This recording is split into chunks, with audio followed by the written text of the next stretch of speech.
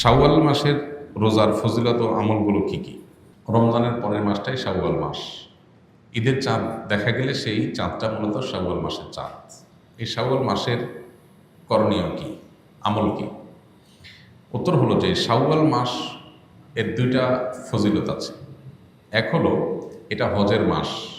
আল্লাহ তাআলা বলেছেন আল হাজ্জু আশহুরুম মালুমাত, কয়েক মাস এটা হজের মাস হিসাবে বিবেচ্য। এর ভিতরে শুরু হয় শাওয়াল দিয়ে, শেষ হয় জিলহজ দিয়ে। এখন প্রশ্ন উঠতে পারে, হজের কার্যক্রম তো হয় জিলহজের 8 থেকে 13 তারিখ, তাহলে শাওয়াল মাস কীভাবে হজের মাস হয়? এর উত্তর হলো, কেউ যদি হজ স্টার্ট করতে চায় শাওয়াল মাসে সেই স্টার্ট করতে পারবে। অর্থাৎ হজের উদ্দেশ্যে এহরাম করে মক্কায় ঢুকে গেল, শাওয়ালে স্টার্ট হয়ে গেল, ওমরা করো, বাকি হজের অপেক্ষা করতেছে। এটা পার্ট অফ হজ। যখন কেউ তামাত্তুল হজ বা কেরান হজের নিয়ত করবে, সে শাওয়াল থেকে শুরু করতে পারে। তো সে অর্থে এটাকে হজের মাস বলা হয়েছে। দ্বিতীয়ত, শাওয়াল মাসে 6টা রোজার ফজিলত আছে। আমরা জানি নবী সাল্লাল্লাহু আলাইহি ওয়াসাল্লাম বলেছেন, মান সামা রমাদান সুম্মা আতবাআহু সিত্তাম মিনাশ শাওয়াল কানা কাসিয়ামিদ দাহর। কেউ রমজান রোজা রাখার পরে শাওয়ালের 6টা রোজা রাখলে সারা বছর রোজা রাখার সওয়াব পাওয়া যাবে।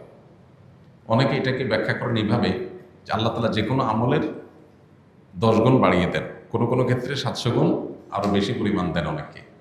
তো রোজা রাখার ক্ষেত্রে আমরা রমজানের রোজা রাখছি 30টা, আর শাওয়ালে যদি 6টা রাখি তাহলে হবে 36টা। এই 36কে যদি আপনি 10 দিয়ে গুণ দেন কত হবে? 360। এই জন্য হাদিসে বলা হয়েছে রমজানের 30 রোজার পরে বা পুরো মাসের রোজার পরে যদি কেউ 6টা রোজা প্লাস করে তাহলে সারা বছরের পেয়ে যাবে, অর্থাৎ তখন 10 দিয়ে গুণ হয়ে যাবে। তাহলে আমার 30কে 360-এ পরিণত করার জন্য আমার 6টা রোজা রাখতে হবে। Why not? আমরা কেন এটা মিস করবো? এটা চেষ্টা করা দরকার। এই 6টা রোজা একসাথে রাখা কোনো জরুরি না, যার যেভাবে খুশি ভেঙে ভেঙে রাখতে পারে। কারণ ছুটির দিন শনিবার শুক্রবার, তিনি এই দিন রাখলেন, কেউ অন্যদিন রাখলেন, আজকে 2টা রাখলেন, আবার 1 সপ্তাহ পরে 2টা রাখলেন, যেভাবে খুশি রাখতে পারেন। পুরো মাসের মধ্যে রাখতে হবে, এটা হলো মূল কথা। শাওয়ালের 6 রোজা নাকি কাজা রোজা, কোনটা আগে রাখতে হবে? কারোর যদি রমজানের রোজা কাজা হয়ে থাকে তাহলে সেক্ষেত্রে তিনি রমজানের কাজা রোজাগুলো আগে রেখে তারপরে শাওয়ালের 6 রোজা রাখলে বেশি ভালো। কারণ যে হাদিসে শাওয়ালের 6 রোজার ফজিলত রয়েছে সেখানে রমজানের রোজাগুলোর ব্যাপারে বলা হয়েছে। নবী সাল্লাল্লাহু আলাইহি ওয়াসাল্লাম বলেছেন, মান সামা রমাদান সুম্মা আতবাআহু সিত্তাম মিন শাওয়াল, যে ব্যক্তি রমজানের রোজা রাখলো এরপরে শাওয়ালের 6 রোজা রাখলো। তো এই হাদিসে বোঝা যাচ্ছে রমজানের রোজা রেখে তারপরে রাখতে বলা হয়েছে। এখন রমজান রোজা দিয়ে আপনার গ্যাপ থাকে কয়েকটা, মিস থাকে কয়েকটা, এগুলো রেখে তারপর আপনি শাওয়ালের রোজা রাখলে এটা সবচেয়ে সেফ এবং সবচেয়ে ঝামেলামুক্ত। আর যদি বলেন যে না, আমার এত বেশি ভাঙতি রোজা হয়েছে বা যে কয়টা রোজা হয়েছে সেগুলো রেখে আবার শাওয়ালের 6 রোজা রাখা আমার জন্য টাফ হবে, তাহলে আপনি আগে শাওয়ালের 6 রোজা রাখলেও ইনশাআল্লাহ আশা করা যায় আপনার শাওয়ালের 6 রোজার ফজিলত আপনি পাবেন। এটা অধিকতর বিশুদ্ধ যে আপনি ফজিলত পাবেন, কিন্তু নিরাপদ এবং উত্তম হয় আগে ফরজগুলো রেখে তারপর শাওয়ালের 6 রোজা রাখা। ওযু করার সময় কি কি দোয়া পড়তে হয়? ওযুর শুরুতে বিসমিল্লাহ পড়তে হয়। বিসমিল্লাহ বলে আমরা ওযু শুরু করে দেব, আর ওযুর শেষ আমরা কালিমায়ে শাহাদা পাঠ করব এবং আল্লাহুম্মা জাআলনি মিনাত তাওয়াবিন ওয়া জাআলনি মিনাল মুতাতাহহিরিন, আল্লাহ আমাকে তওবাকারীদের এবং পবিত্রতা অর্জনকারীদের কাতারে শামিল করেন। বাস এ দোয়া আর কালিমায়ে শাহাদা পাঠ করা, আশহাদু আল্লা ইলাহা ইল্লাল্লাহ ওয়া আশহাদু আন্না মুহাম্মাদান আবদুহু ওয়া রাসূলুহু। এর বাইরে প্রত্যেক অঙ্গ ধোয়ার জন্য আলাদা আলাদা বিভিন্ন দোয়া, অনেক বই পুস্তক আছে, এগুলো সবই ভিত্তিহীন, এগুলোর কোনো ভিত্তি নেই। হাত ধোয়ার দোয়া, মুখ ধোয়ার দোয়া, কুলি করার দোয়া, নাক পানি দেওয়ার দোয়া আলাদা আলাদা, এরকম কোনো বিশুদ্ধ হাদিসে বর্ণিত হয়। তাহলে শুরু হবে বিসমিল্লাহ দিয়ে, শেষ হবে কালিমায়ে শাহাদা এবং আল্লাহুম্মা জাআলনি মিনাত তাওয়াবিন ওয়া জাআলনি মিনাল মুতাতাহহিরিন দিয়ে। বাস। আসসালামু আলাইকুম ওয়া রাহমাতুল্লাহি ওয়া বারাকাতুহু। আলহামদুলিল্লাহ ওয়াসসালাতু ওয়াসসালামু আলা রাসূলিল্লাহ বাদ। সুপ্রিয় দর্শক শ্রোতা ভাই বোন, অনেকে আমাদের কাছে জানতে চেয়েছেন যে নিয়মিত সালাত আদায় না করলে অন্য আমলগুলো কবুল হবে কি না। এই প্রশ্নের উত্তর আমরা এক কথায় দিতে পারবো না, একটু বিস্তারিত বলতে হবে। কারণ সালাতের অবস্থান ইসলাম শরিয়াতে কি, সালাত আদায় যদি কেউ না করেন ইচ্ছাকৃতভাবে তাহলে সে ব্যক্তি ইসলামে থাকছেন নাকি ইসলাম থেকে খারিজ হয়ে যাচ্ছেন, এটির উপর নির্ভর করবে তার অন্যান্য আমলগুলো কবুল হবে কি হবে না সেটির উত্তর। যেহেতু অনেক ইমামগণের মতেই ইচ্ছাকৃত কেউ যদি সালাত আদায় না করেন তিনি কাফির হয়ে যান, ইসলাম থেকে খারিজ হয়ে যান, তার সাথে অন্য কোনো অমুসলিমের আর তেমন কোনো পার্থক্য থাকে না। ওমর রাদিয়াল্লাহু তাআলা আনহু বলেছেন, ইসলামের দ্বিতীয় খলিফা, লা হাজ্জা ফিল ইসলামি লিমান তারাকা সালাহ, যে ব্যক্তি সালাত ত্যাগ করে তার ইসলামে কোনো অংশ নেই।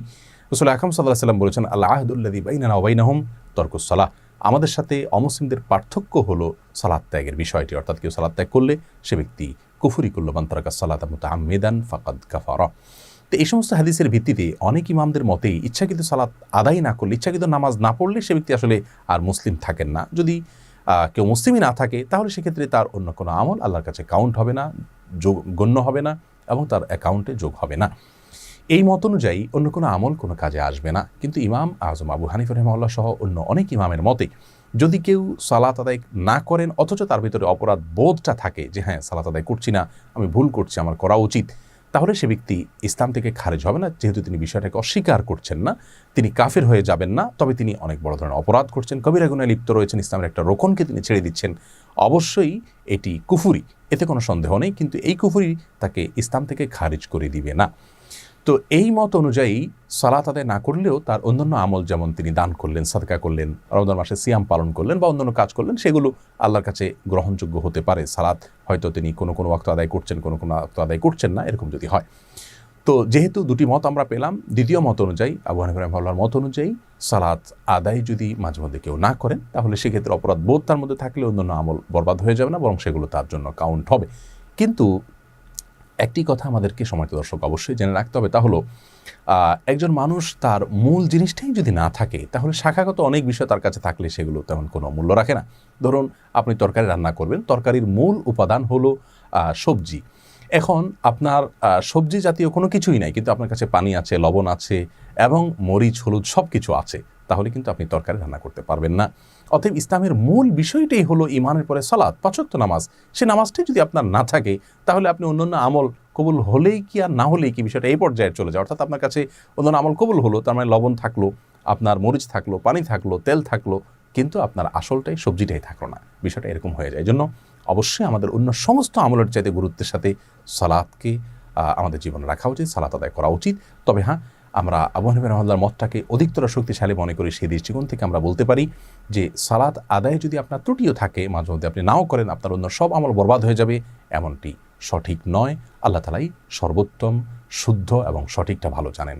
আল্লাহ তাআলা আমাদের সকলকে সালাতের গুরুত্বকে অনুধাবন করার তৌফিক দান করুন।